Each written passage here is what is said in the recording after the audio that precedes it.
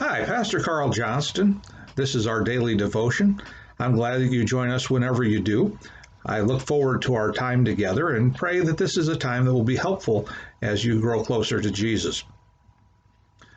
This week, the week of Thanksgiving, November 22nd and following, we're going to be talking about the Feast of Israel. There are two big words in the Bible about food, feasting and fasting. And this is not the week to talk about fasting. So the first feast that I want to talk to you about is found in Leviticus chapter 25, and Leviticus 25, verse 5. On the 14th day of the first month at twilight is the Lord's Passover.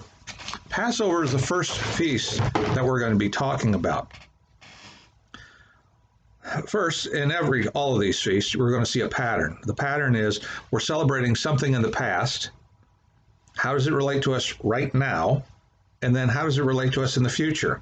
How does that tie into our Christian faith now? So let's talk about the past first. Passover. This is the story of the children of Israel in Egypt. Story of Moses, the plagues, and then finally Pharaoh says, he listens to Moses, who has pleaded with him, let my people go. The Israelites have marked their doors with blood, the blood of the lamb, from the top that drips down to the bottom, and then both sides. I'll show you that again.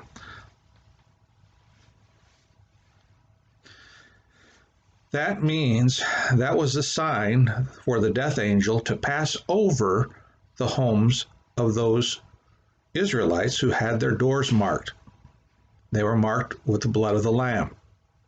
Now, when the death angel came over Egypt, if there was a home that did not have that mark, that did not have the blood of the Lamb on it, the firstborn in that household died. There was great grief, great loss, and this was the plague that put Pharaoh over the edge and said, go. Take you and all your people and go. Get out of here. Passover feast is a feast to remember the liberation of the people of Israel from being slaves in Egypt. This is a celebration of freedom. It is a time when people remember all the problems of being enslaved. So that's the past. Now, what's the present? The present is people will celebrate that Passover feast to remember, and to remember that we always have to be on guard for our freedom, to maintain our freedom, that we don't become enslaved to anything, not just politically enslaved, but enslaved to anything else. And then future. The future it relates to our Christian faith. The Passover is one of three feasts that every man has to make a pilgrimage into Jerusalem to observe.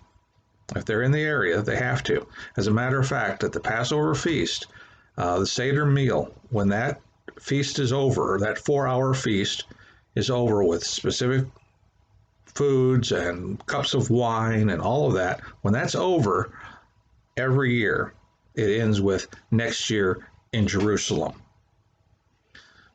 It was at the Passover feast that Jesus was celebrating when he instituted Holy Communion. It was during the Passover that Jesus, the only begotten Son, died for the liberation of us, for our sin. The Israelites were delivered from slavery, and we are delivered from the slavery of sin. We are delivered from sin when we believe in Jesus Christ. He died for us. The blood of the Lamb was shed for us. We talk about Jesus being the sinless Son of God, the Lamb of God who takes away the sin of the world. Now, that's meaningful to us and that's helpful for us. The Passover feast lasted hours, but it was a time to remember, a time to think about what's going on, and a time for us as followers of Jesus to think about the sacrifice that Jesus paid for our freedom, that we might know forgiveness and peace and pardon. And that's something for you to think about.